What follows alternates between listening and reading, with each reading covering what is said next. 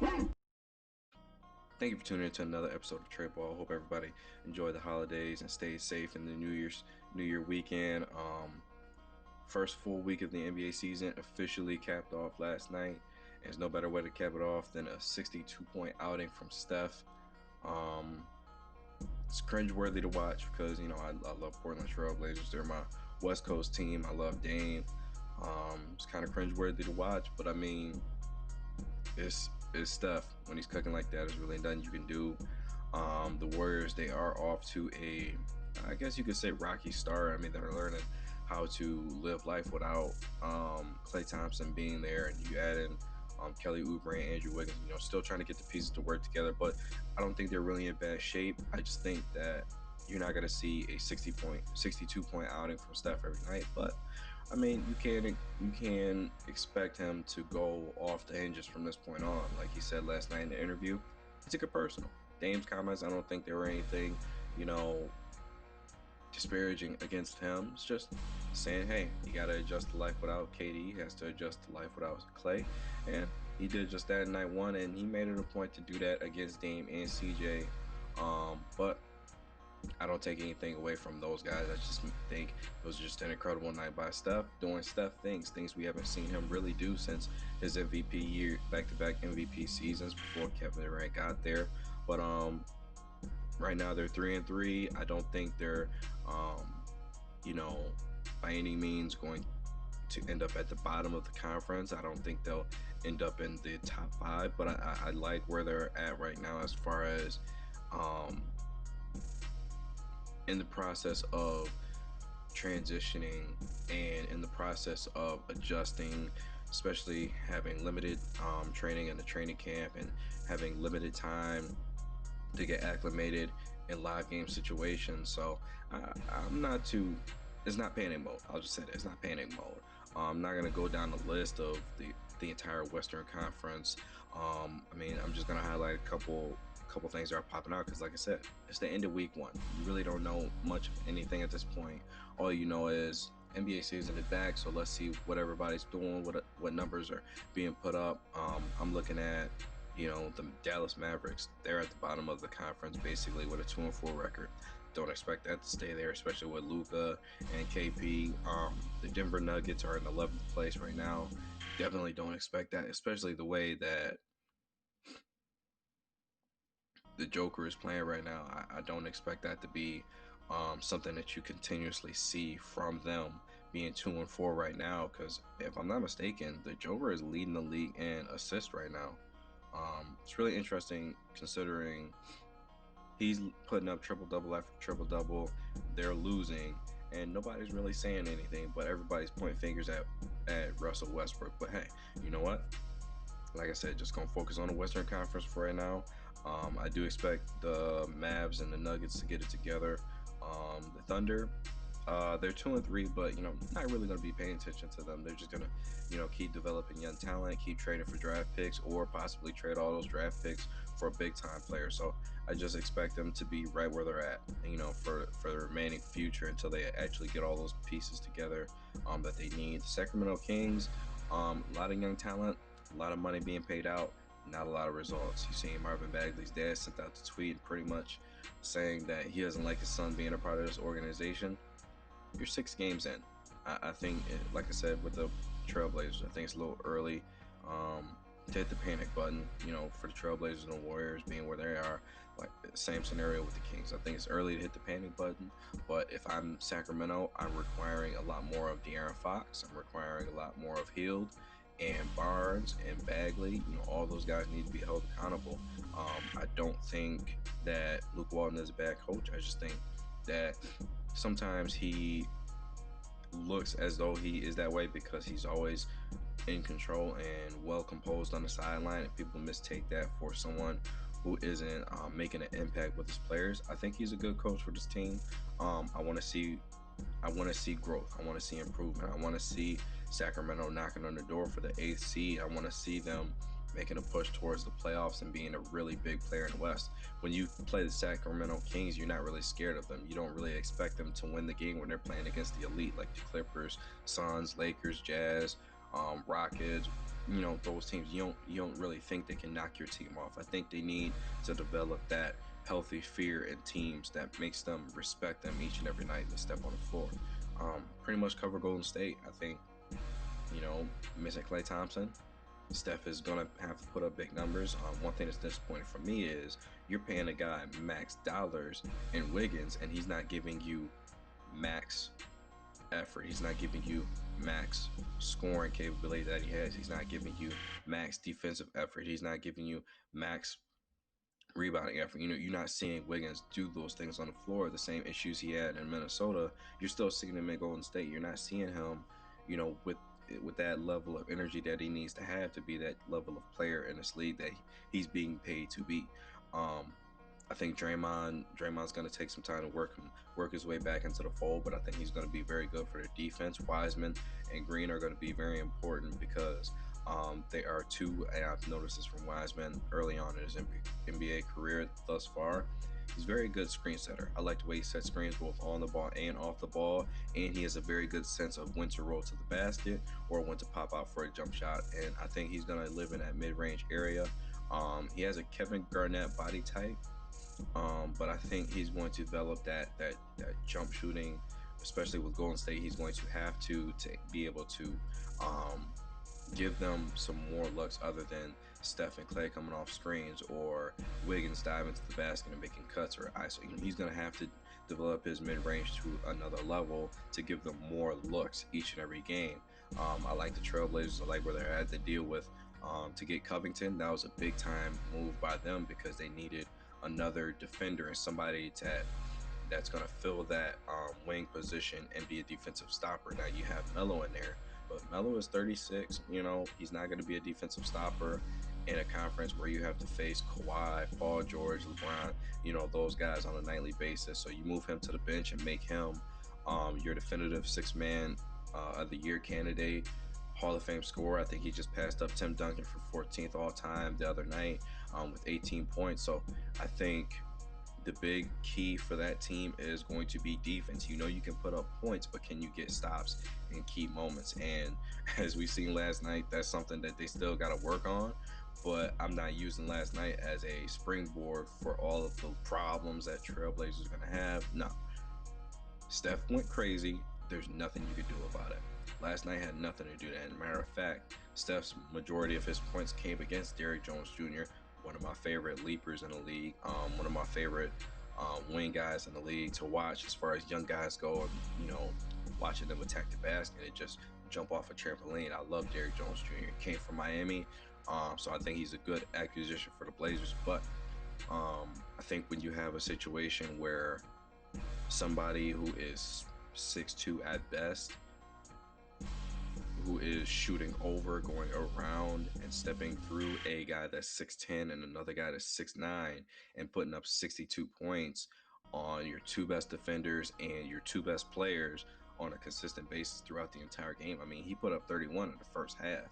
So he literally matched that effort in the second half, and they were able to come out with a 15-point victory. I mean, there's really nothing you could do about that. I'm going to take that with a grain of salt. Be like, you know what?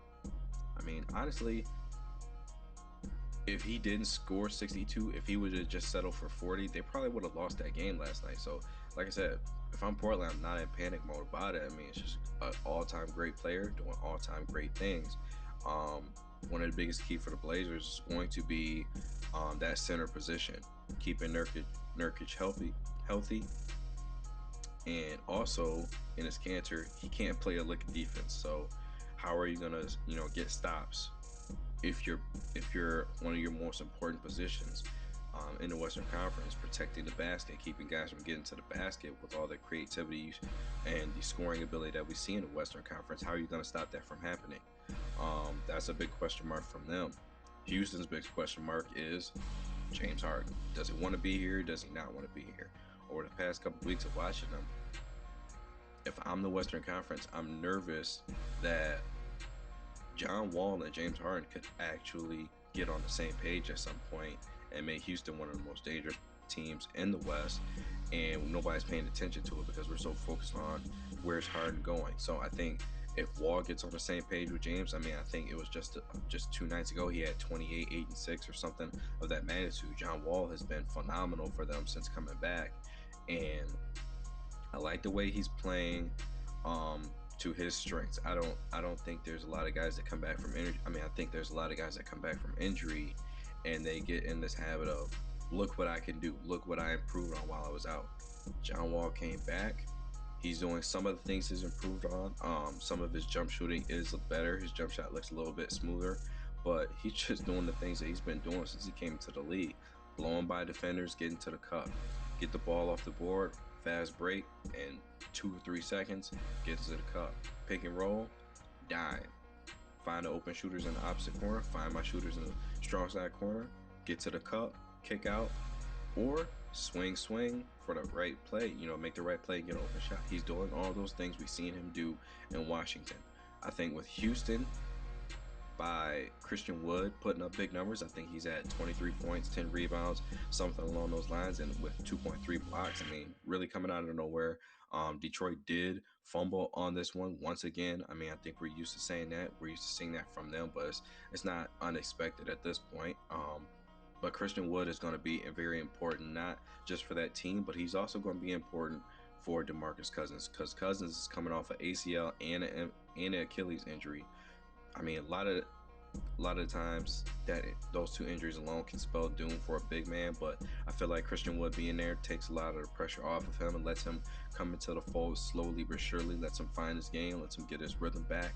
And I think we're going to see you'll see parts of the old Cousins reappear. And I think him and Christian Wood is going to be a very good tandem in the post. Um, Especially with Cousins being able to step out and knock down the mid range and the 3 point jump shot. I don't want to see him fall in love with it, but I think that's an important arsenal to his game. It's going to help them keep Wood and Cousins on the floor at the same time. But with Wall and Harden, I think it's going to be a different dynamic than we've seen with Chris Paul and Russell Westbrook. John Wall is a great decision maker. I love when Wall gets downhill and he's not going east to west, he's going north and south.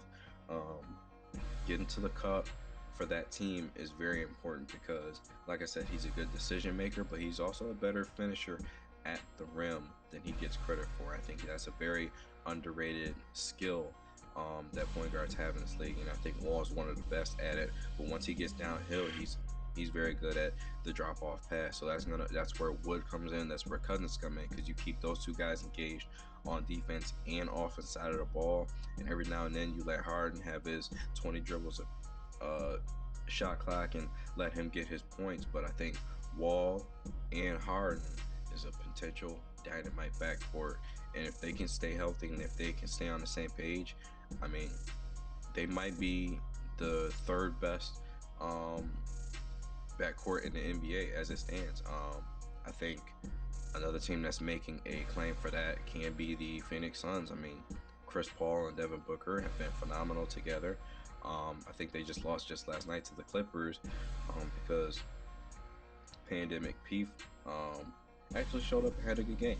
He's been playing well, so I'm gonna lay off of him for just one episode, But I think with Booker and CP3, I think it's going to be a lot more of mentoring than it is Chris Paul. Actually, we're seeing the results on the floor with them going 5-2, but I think what's happening in the locker room and what's happening on the sidelines, what's happening between those two as far as a camaraderie standpoint goes, I think it's more important for Devin Booker to learn from CP3 about leading a franchise as the superstar, about leading them both on the floor and in the locker room with both his voice and his effort and his play. I think Devin Booker is going to be a very important player to watch in the MVP conversations if they can continue on this role. I mean, I thought the whole time that Phoenix would be a very good team this year, but I didn't think they would be this good this early and knock it off some of the teams that they've been knocking off. I mean, I think Devin Booker is going to be big time in the MVP conversation, and it's because of CP3. I mean, you seen what they did in the bubble. They went 8-0 in the bubble. They won games when they absolutely had to, when the pressure was at its highest. And Booker came to play then. He's still coming to play now. but CP3 is the cause of that, and I think, and I said it in another episode, he's going to be most important for DeAndre Ayton because Ayton's not going to be that same, 18 and 10. I think he's going to be a 20-25 and a 10 to 12 guy. I think that's his current ceiling right now, and you add in CP3, being able to get him easier looks and being able to feed him in the post and pick and roll. I think that's going to be good for them. I like Cameron Payne. I think he's matured, but I think he's going to continuously mature for them. And the tutelage, it all goes back. It's like a giant web. There's all these different things you could say about the Suns, and it all comes back to the addition of CP3. So that might be one of the biggest moves of the summer for them, coupled with Jay Crowder being able to be a defensive stopper for them. So I like that team a lot. I'm gonna keep a close eye on them. Um, Lakers, they're 5-2. Not much you can say about them. I think they fell asleep at the wheel 2 nights this season thus far. They should be 7-0, but they lost to the Clippers on opening night, and they lost to Portland. Very winnable games for them, but I chalk it up as they're just getting their legs under them, still recovering from a long bubble and a shortened season. So it is what it is. Utah Pelicans. Utah is the same team we thought they were. Like I said, they're good. They're a good regular season team. They play exciting basketball. They get up and down. Jordan Clarkson, Mitchell, Gobert, Ingles. All those guys. They're a great basketball team. They get the job done in the regular season. The question marks are all in the playoffs. I like Conley being with Mitchell still. Still very good for Mitchell to have another point guard on the floor that you can always count on if he's healthy.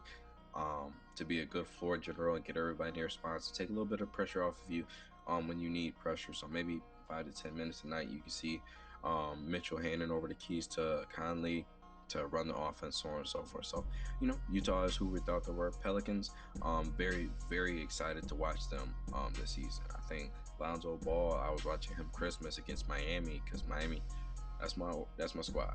I really miss Miami games, and watching what he was doing to Goran Dragic, picking him up 94 feet. First of all, you don't see that a lot in the NBA no more. I mean, I don't mean, letting the guy take the ball out, get the ball, and then you just backpedal the whole way. No. Ball was in his jersey the whole way up the court. And I was very impressed by that. I mean, I know he's a great defensive player, probably one of the best defensive point guards in the league, but it's good to see guys, still play defense on that level. And I think Ball is going to be impressive for them this year, more so defensively than offensively. We've seen him pick up his three-point shooting last year, which nobody really gave him credit for. But I think he's going to get to the point where he's going to be a highly sought after point guard this summer in free agency after not taking that deal. Brandon Ingram, last year's most improved player, he's going to be another person that you see make his presence felt in the MVP conversation, along with Zion Williamson. Those two are going to be one of the best young tandems in the league for a long time to come. For a long time to come. I like him and Zion. I wouldn't say that they play off of each other, but I do feel like their styles complement each other. You have a smoothness, no matter what you do, I'm 6'9", 6'10", and you can't stop me from getting that shot off. I can get around you. I got the moves to get to my spots anytime I want. And then you have the bull in the china shop. I'm stronger than everybody, yet I'm very skilled. I can go over you or I can go through you. You tell me which way you want it. And Zion Williamson. So I like that squad. And JJ Redick, hopefully he can start a new streak and getting back to the playoffs. Josh Hart, Ball, Ingram, the LA guys. I like the way they I like what they brought to this team last year, and I like even more what their growth is going to mean for this organization, because like I said, you have the core guys, you have JJ Redick, you have Jackson, you have a lot of good pieces, and then you add in Steven Adams, who's always been he's very calm, cool, and collected player. Doesn't get out of his comfort zone, doesn't do things that he's not supposed to do. He's not trying to shoot three-pointers or anything like that, but he's always a strong presence near the rim, shot blocking, rebounding, He can score in the paint if you throw it down to him. So I think he was another good addition for this team, and it's going to be a lot of exciting basketball coming out of the Western Conference. The Clippers, they're 5-2. I mean, playoffs.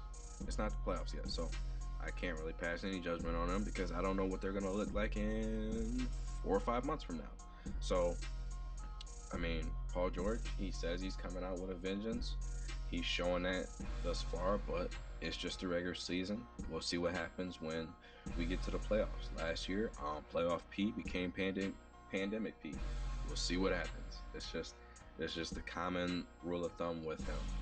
You never know what you're gonna get. Lou Will still adjusting to not playing with Montrezl Harrell as his running mate off that bench. Reggie Jackson, Patrick Beverly, they're decent point guards, but they're not the point guards that you think they would need to take that next step. So there's still going to be a lot of pressure on George and Kawhi.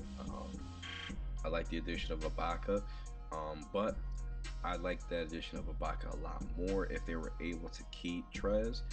But without Trez, I mean, you're still in the same exact position you were in, just Ibaka's in a starting lineup versus coming off the bench. So not much has really changed for them, but that's still one of the best divisions in basketball. I mean, like I said in another episode, Clippers, Suns, Lakers, Warriors, Kings, that's a stacked division, and that's a lot of good basketball to be played. So really interesting to see how things shake out in that division as far as, 1 through 5, how's that's going to stack up when we're coming down to the wire and looking at the playoff picture. But that's the Western Conference. Thank you for tuning in. We hope you enjoyed the show. Special thanks to Curtis Murphy and Murphy Elite Training for sponsoring this episode. If you want to stay up to date on merchandise or simply update your game, please click the link in the description to stay up to date on all things Murphy Elite Training. Till next time, you know the rules.